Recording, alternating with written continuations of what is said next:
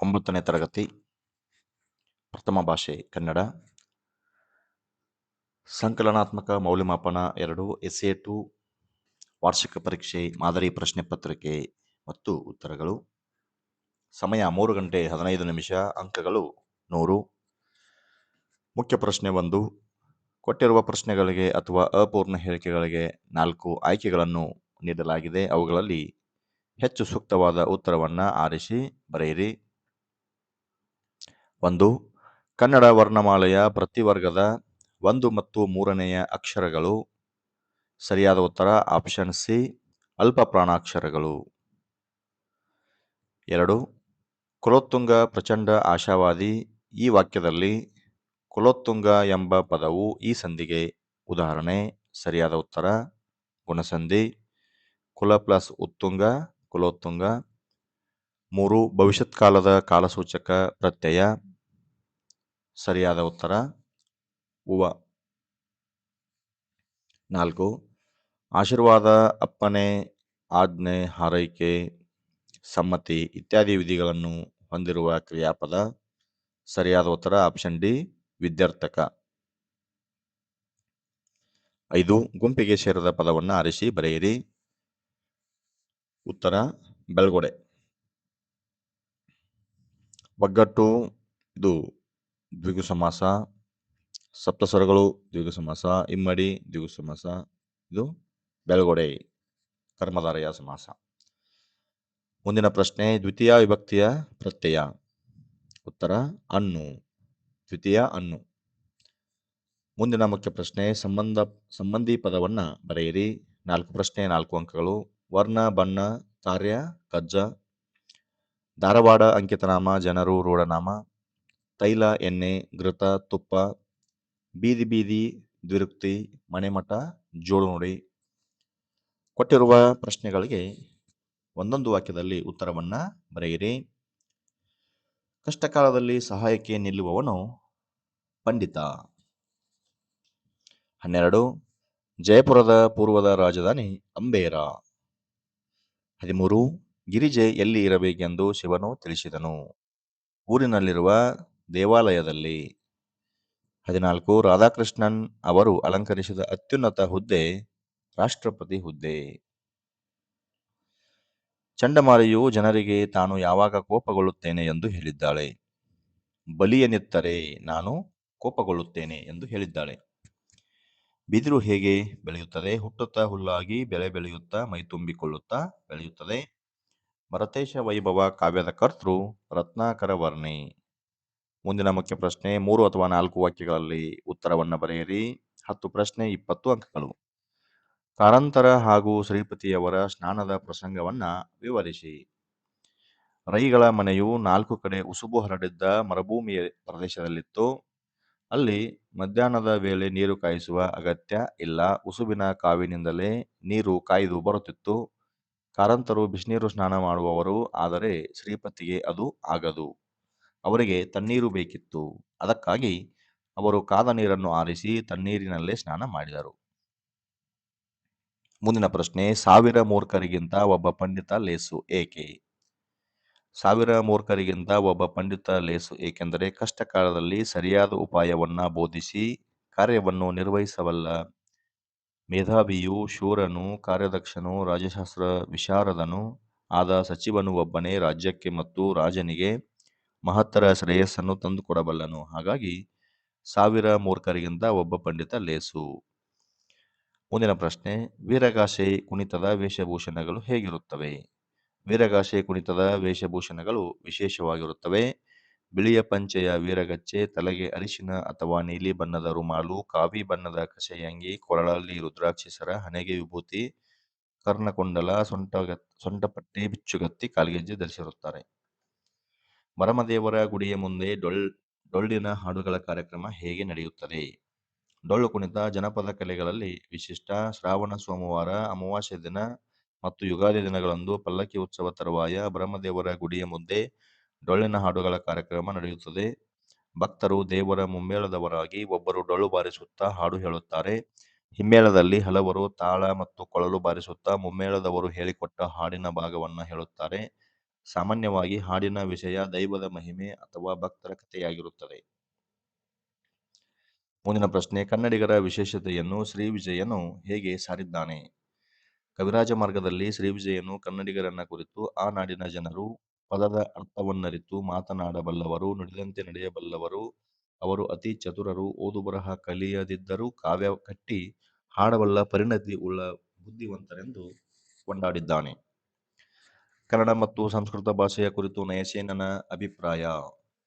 ನಯಸೇನನು ಸಕ್ಕದಮಂ ಪೇಳ್ವೊಡೆ ನೆರೆ ಸಕ್ಕದಮಂ ಪೇಳ್ಗೆ ಶುದ್ಧ ಕನ್ನಡದೋಳ್ ತಂದಿಕ್ಕುವುದೇ ಸಕ್ಕದಮಂ ತಕ್ಕುದೇ ಬೆರೆಸಲ್ಕೆ ಘೃತಮುಮಂ ತೈಲಮುಮಂ. ಅಂದರೆ ನಮಗೆ ತುಪ್ಪವೂ ಬೇಕು, ಎಣ್ಣೆಯೂ ಬೇಕು, ಸಂಸ್ಕೃತವೂ ಬೇಕು, ಕನ್ನಡವೂ ಬೇಕು, ಆದರೆ ಎಣ್ಣೆ ತುಪ್ಪದ ಅಸ್ವಾದು ಮಿಶ್ರಣ ಬೇಡ, ಅಂದರೆ ಕನ್ನಡ ಸಂಸ್ಕೃತದ ಮಿಶ್ರಣ ಬೇಡ ಎಂದಿದ್ದಾನೆ. ಶುದ್ಧ ಕನ್ನಡದೋಳ್ ತಂದಿಕ್ಕುವುದೇ ಸಕ್ಕದಮಂ ಎಂದಿದ್ದಾನೆ ಕವಿ ನಯಸೇನ. ಮುಂದಿನ ಪ್ರಶ್ನೆ, ಪುಟ್ಟ ಹಕ್ಕಿ ಜಗದಂಗಳದಲ್ಲಿ ಹೇಗೆ ಹಾರುತ್ತದೆ? ಪುಟ್ಟ ಹಕ್ಕಿ ಜಗದಂಗಳದಲ್ಲಿ ಆ ಮೂಲೆಯಿಂದ ಈ ಮೂಲೆಗೆ ಸದಾ ಹಾರುವುದು. ಪುಟ್ಟ ಹಕ್ಕಿಗೆ ಭೂಮಿಯಲ್ಲಿ ಭುಜಂಗನ ಭಯ, ಆಕಾಶದಲ್ಲಿ ಗಿಡುಗನ ಭಯವಿದೆ. 25. ಲೂಯಿಸ್ ಅಟಾಯಡೆ ಪತ್ರದಲ್ಲಿ ಚೆನ್ನಭೈರಾದೇವಿಗೆ ಏನೆಂದು ಬರೆದಿದ್ದನು? ಪೋರ್ಚುಗೀಸ್ ರಾಜದ್ರೋಹಿ ರೊಜಾರಿಯೋಗೆ ನೀವು ಆಶ್ರಯ ನೀಡಿದ್ದೀರಿ, ಆತನನ್ನು ಕೂಡಲೇ ನಮಗೆ ಒಪ್ಪಿಸಬೇಕು. ಮೇಲಾಗಿ ನೀವು ಕಳೆದ ಕೆಲವು ವರ್ಷಗಳಿಂದ ಕಪ್ಪವನ್ನು ಕೊಟ್ಟಿಲ್ಲ, 1 ವಾರದೊಳಗೆ ಕಪ್ಪವನ್ನು ಕೊಡಬೇಕು. ನಿಮಗೆ ನೀಡಿದ್ದ ಕಾಳುಮೆಣಸಿನ ರಾಣಿ ಎಂಬ ಬಿರುದನ್ನು ಹಿಂದಕ್ಕೆ ಪಡೆಯಬೇಕಾಗುತ್ತದೆ ಎಂದು ಪತ್ರವನ್ನು ಬರೆದಿದ್ದನು. ಮುಂದಿನ ಪ್ರಶ್ನೆ, ದುರ್ಗಪ್ಪನು ಶಂಕರಣ್ಣನಿಗೆ ಕುಲದ ಬಗೆಗೆ ಹೇಳಿದ ನೀತಿ ಮಾತುಗಳು ಯಾವುವು?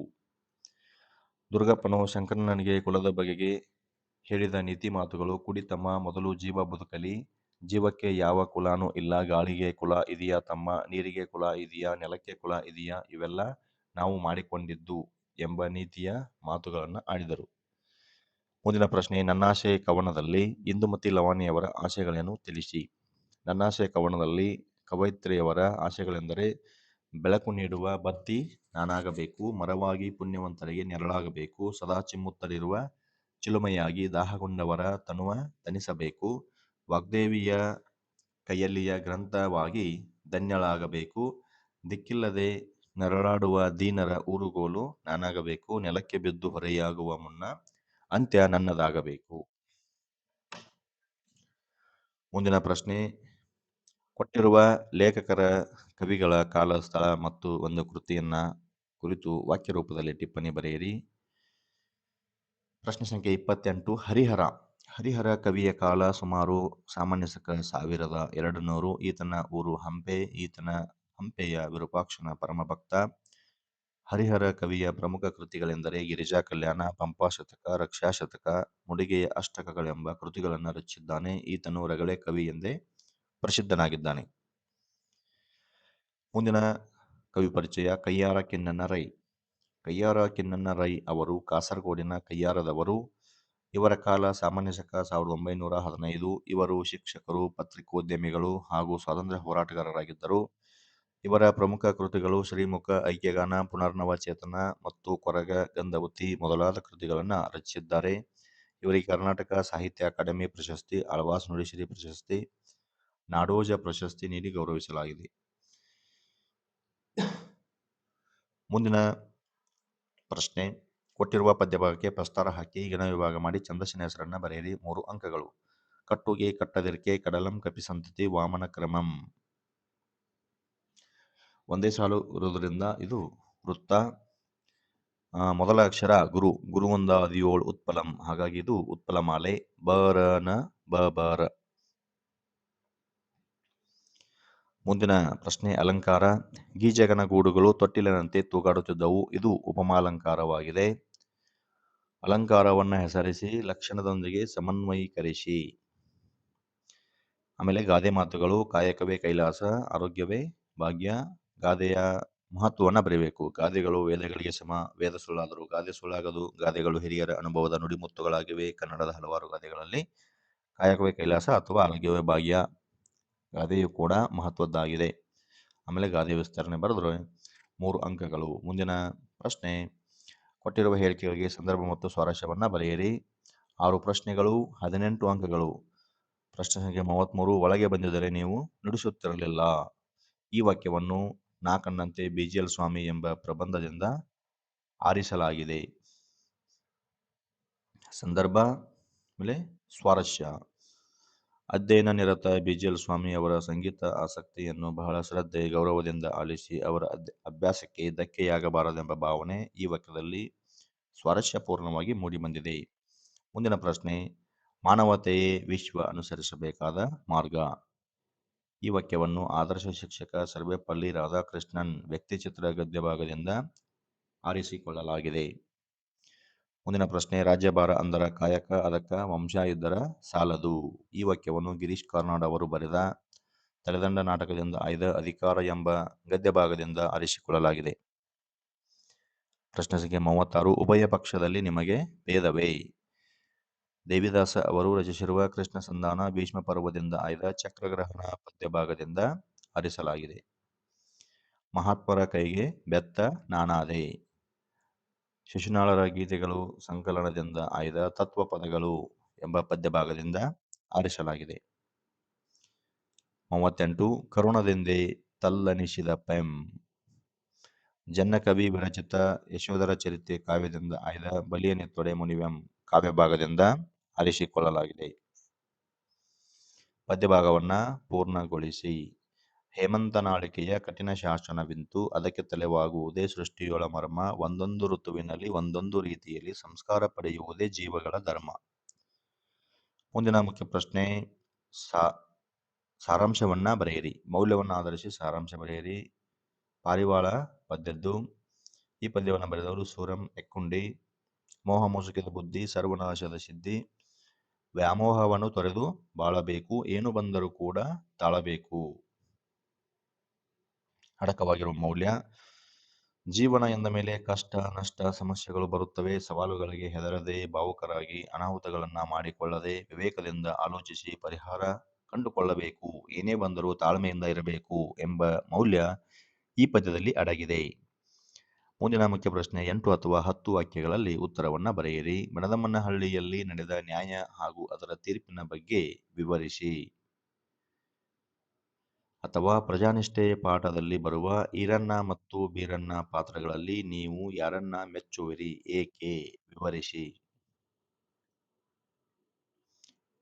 ಮುಂದಿನ ಪ್ರಶ್ನೆ, ಹರಿಶ್ಚಂದ್ರ ಮತ್ತು ಗಾನರಾಣಿಯರ ನಡುವಿನ ಸಂವಾದವನ್ನ ಬರೆಯಿರಿ.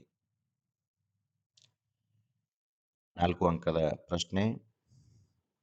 ಅಥವಾ ನಿನ್ನ ಮುತ್ತಿನ ಸತ್ತಿಗೆ ನಿತ್ತು ಸಲಹು ಪದ್ಯದ ಸಾರಾಂಶವನ್ನ ನಿಮ್ಮ ಮಾತುಗಳಲ್ಲಿ ಬರೆಯಿರಿ. ಮುಂದಿನ ಪ್ರಶ್ನೆ, ಕೊಟ್ಟಿರುವ ಗದ್ಯಭಾಗವನ್ನ ಓದಿಕೊಂಡು ಕೊಟ್ಟಿರುವ ಪ್ರಶ್ನೆಗಳಿಗೆ ಉತ್ತರ ಬರೆಯಿರಿ. 4 ಅಂಕಗಳು 2+2. ಅ ಮತ್ತು ಬ. ಕೆಳಗಿನ ಯಾವುದಾದ್ರು ಒಂದಕ್ಕೆ ಕೊಟ್ಟಿರುವ ಮಾಹಿತಿಯನ್ನು ಆಧರಿಸಿ ಪತ್ರವನ್ನು ಬರೆಯಿರಿ. 5 ಅಂಕಗಳು. ಪ್ರಶ್ನೆ ಸಂಖ್ಯೆ 44, ನಿಮ್ಮನ್ನು ಬೆಳಗಾವಿ ಜಿಲ್ಲೆಯ ಕಿತ್ತೂರಿನ ಸರ್ಕಾರಿ ಪ್ರೌಢಶಾಲೆಯ ವಿದ್ಯಾರ್ಥಿ ಚಂದನ ಎಂದು ಭಾವಿಸಿಕೊಂಡು ನಿಮ್ಮ ಗ್ರಾಮದಲ್ಲಿ ಮಹಿಳಾ ಮತ್ತು ಮಕ್ಕಳ ವಿಶೇಷ ಗ್ರಾಮ ಸಭೆಯನ್ನ ಆಯೋಜಿಸುವಂತೆ ಕೋರಿ ಪಂಚಾಯಿತಿ ಅಧ್ಯಕ್ಷರಿಗೆ ಮನವಿ ಪತ್ರವನ್ನ ಬರೆಯಿರಿ. ಅಥವಾ ನಿಮ್ಮನ್ನು ಬಾಗಲಕೋಟೆ ಜಿಲ್ಲೆಯ ಮುಧೋಳದ ಸರ್ಕಾರಿ ಪ್ರೌಢಶಾಲೆಯ ವಿದ್ಯಾರ್ಥಿ ದೀಕ್ಷಿತ ಎಂದು ಭಾವಿಸಿಕೊಂಡು ವಿಜಯಪುರದ ನಿವಾಸಿಯಾದ ನಿಮ್ಮ ಗೆಳತಿ ಮಂಗಳ ಎಂಬುವಳನ್ನು ನಿಮ್ಮ ಶಾಲೆಯಲ್ಲಿ ನಡೆಯುವ ಕ್ರೀಡೋತ್ಸವ ಕಾರ್ಯಕ್ರಮಕ್ಕೆ ಆಹ್ವಾನಿಸಿ ಪತ್ರವನ್ನು ಬರೆಯಿರಿ. ಮುಂದಿನ ಪ್ರಶ್ನೆ, ಪ್ರಬಂಧ 5 ಅಂಕದ ಪ್ರಶ್ನೆ, ರಾಷ್ಟ್ರೀಯ ಹಬ್ಬಗಳ ಮಹತ್ವ ಅಥವಾ ಮೊಬೈಲ್ ಬಳಕೆಯ ಸಾಧಕ ಬಾಧಕಗಳು.